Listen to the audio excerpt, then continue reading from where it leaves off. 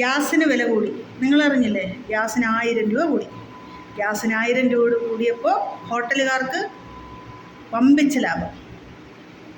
എല്ലാവർക്കും അല്ല കേട്ടോ, ചിലർക്ക്, കച്ചവടമുള്ളവർക്ക് വമ്പിച്ച ലാഭമാണ്. കാരണം ഗ്യാസ് ഒന്നേ ഉള്ളൂ അല്ലേ, ഗ്യാസ് സിലിണ്ടർ.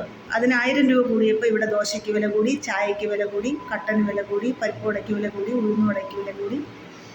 എന്തിനേറെ പറയുന്നു, ഊണിന് വില കൂടി, ബിരിയാണിക്ക് വില കൂടി, ചിക്കൻ കറി, മീൻ കറി, ബീഫ് കറി, മട്ടൻ കറി, അങ്ങനെ എല്ലാ കറികൾക്കും എല്ലാ ഫ്രൈകൾക്കും വില കൂടി. അപ്പോൾ ലാഭമാർക്കാണ്? ഹോട്ടലുകാർക്ക് അല്ലേ. വില കൂട്ടണ്ട എന്നല്ല പറയണത്, എല്ലാത്തിനും ഒരു മിനിമം അളവുണ്ട്.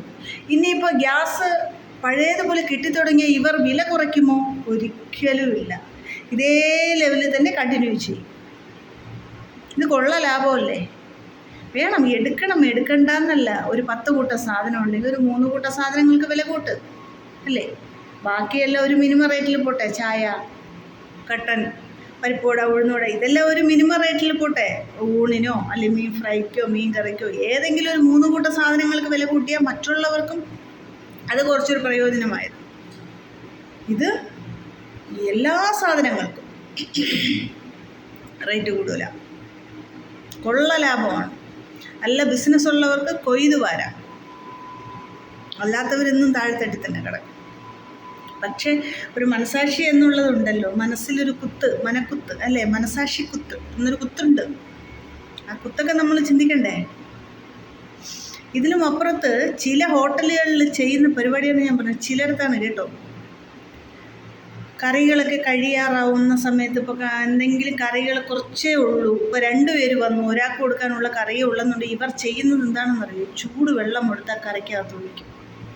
ഒഴിച്ചിട്ട് കുറച്ച് ഉപ്പും കൂടെ ചേർത്ത് ലൂസാക്കി 2 കറിയാക്കി കൊടുക്കും. ഇങ്ങനെ പറ്റിക്കുന്ന അധികം ഹോട്ടലുകാരുണ്ട്. എന്നാൽ ഒരു കറിയേ ഉള്ളൂ, വേറെന്തെങ്കിലും കറി നിങ്ങൾക്ക് തരട്ടെ എന്ന് ചോദിക്കുന്ന ആൾക്കാരല്ല. അവർ ചെയ്യുന്നത് ഒരു കറിയെ 2 ആക്കും. എന്തിനും പോകുന്ന ചൂടുവെള്ളം ഉണ്ടല്ലോ, അതുള്ളപ്പോൾ നമ്മളെന്തിനു ഭയക്കുന്നു അല്ലേ. ഒരു കറിയെ 2 ആക്കി കടയിൽ വരുന്ന കസ്റ്റമറിന് കൊടുക്കും. ചില കടകളിൽ ചായ എന്നൊക്കെ പറഞ്ഞു കഴിഞ്ഞാൽ മഴവെള്ളം, നമ്മൾ ഈ മഴയത്ത് വെള്ളം വീഴുന്നത് കണ്ടിട്ടുണ്ടോ?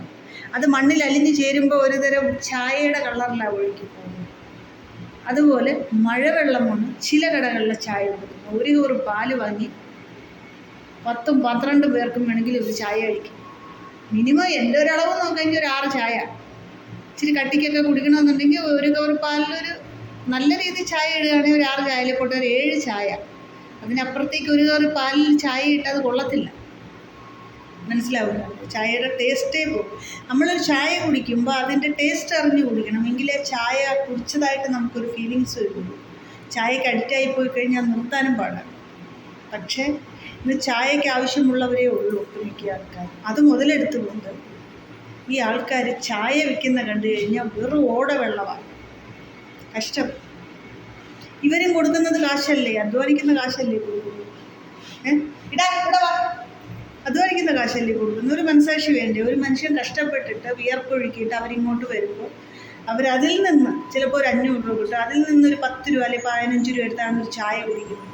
ചിലപ്പോൾ അവർക്ക് അന്നത്തെ ഫുഡായിരിക്കും ഒരു ചായ എന്ന് പറയുന്നത്. ഒരു മനുഷ്യൻ രാവിലെ ജോലിക്ക് പോകുമ്പോൾ കയ്യിൽ കാശില്ല എന്നുണ്ടെങ്കിൽ, ബസ് ഫെയറിന് മാത്രമുള്ള കാശ് ഉള്ളെന്നുണ്ടെങ്കിൽ അവരൊരു 4 ചായയുമായാണ് ഉച്ചവരെ നിൽക്കുന്നത്, ചിലപ്പോൾ വൈകുന്നേരം വരെ നിൽക്കും. അപ്പോൾ ആ ചായയിലെ എനർജി കൊണ്ടാണ് അവർ പിടിച്ചേക്കുന്നത്. ആ ചായ, ഓടവെള്ളം, മഴവെള്ളം, ചായയൊക്കെ ഹോട്ടലുകാർ കൊടുത്തു കഴിഞ്ഞാൽ പോയി അന്നത്തെ ദിവസമേ പോയി. രാവിലെ ഒരു ചായ കുടിച്ച് തുടങ്ങുമ്പോൾ ചിലവർക്ക് അതൊരു എനർജിയാണ്, അന്നത്തെ ദിവസം ഒരു ഹാപ്പിനെസ്സാണ്. ചില അമ്മമാരൊക്കെ കണ്ടില്ലേ, ചായയിൽ നിൽക്കുമ്പോൾ ഒരു ദിവസം ഫുള്ള്.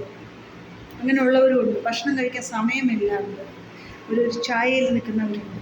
അപ്പോൾ ചായ എന്നൊക്കെ പറയണത് നല്ല രീതിയിലൊരു ചായ കിട്ടിയില്ല എന്നുണ്ടെങ്കിൽ അന്നത്തെ ദിവസം പോക്കാം. ചിലവർ പറയാറില്ലേ, ചിലവരെ കണി കണ്ട അന്നത്തെ ദിവസം പോക്കാം. അതുപോലെയാണ് എല്ലാം. നമ്മൾ രാവിലെ ഉണരുമ്പം തുടങ്ങുന്ന കൃത്യനിഷ്ഠകൾ ശരിയല്ല എന്നുണ്ടെങ്കിൽ എല്ലാം പോക്കാം എന്ന് പറഞ്ഞതുപോലെ ഞാനിത് പറയാൻ വന്ന ഗ്യാസിൻ്റെ കഥ പറയാൻ വന്നതാണ്. ഗ്യാസിന് വില കൂടി. എന്നാൽ ഗ്യാസിനിപ്പം ബുദ്ധിമുട്ടില്ല, വലുതായിട്ടെങ്ങും ബുദ്ധിമുട്ടില്ല, ബുദ്ധിമുട്ട് മാറി വരികയാണ്. എന്നാൽ ചില മനുഷ്യർ ഇനി അത് മാറ്റാനും പോകുന്നില്ല. റേറ്റ് സാധനങ്ങൾക്ക് കൂട്ടിയത് തന്നെയാണ്, ഇനി ഇങ്ങനെ തന്നെ തുടരും അല്ലേ. എന്താ ഒന്നും പറയാണ്ട് വയ്യ എനിക്ക്. സത്യം.